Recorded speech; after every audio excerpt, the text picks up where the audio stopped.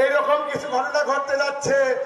আমাদের যারা পুরাতন কর্মী, যারা জেল জুলুম নিয়ে নির্যাতন সহ্য করেছে, আজ তাদেরকে গ্রাস করতে চাচ্ছে।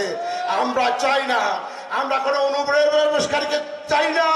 এই কুমারখালীর মাটিতে কোনো জবরদখল চলবে না।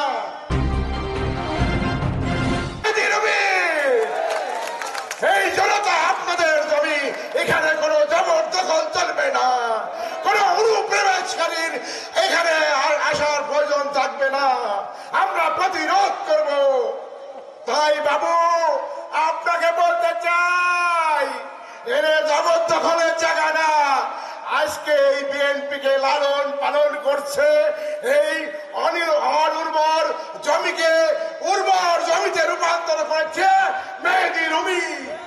আজকে দলের কর্মীদের সমস্ত আপদ বিপদে পাশে ছিল মেহেদী রুমি। আমরা তাই মেহেদী রুমি ছাড়া এখানে কোনো জবরদখলদারীদের জায়গা আমরা দিব না, দিব না, দিব না।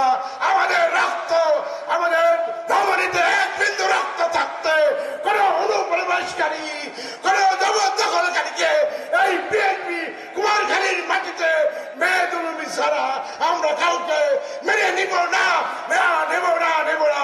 আমরা চাই হঠাৎ করে উড়ে এসে জমি বসবে, এরকম চলবে না।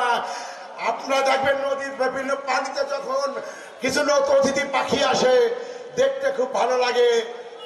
আমরা সারা বছর দেখি বক, চড়ুই পাখি, বিভিন্ন ধরনের নদীর পানিগুলো দেখি, কিন্তু হঠাৎ করে বড় বড় পাখি কিছু আসে এইসব ছোট ছোট পাখিকে গ্রাস করে খায়। ঠিক আমাদের রাজনীতির মাঠেও এইরকম কিছু ঘটনা ঘটতে যাচ্ছে। আমাদের যারা পুরাতন কর্মী, যারা জেল জুলুম নিয়ে নির্যাতন সহ্য করেছে, আজ তাদেরকে গ্রাস করতে চাচ্ছে। আমরা চাই না, আমরা কোনো অনুপ্রবেশকারীকে চাই না। এই কুমারখালীর মাটিতে কোনো জবরদখল চলবে না। তাই আমরা চাই আজকের এই অনুষ্ঠানের মধ্য দিয়েই একটি ঘোষণা দিচ্ছি, আমাদের নেতা সৈয়দ মেহেদী আহমেদ রুমি, উনি আগামীতে নির্বাচন করবে।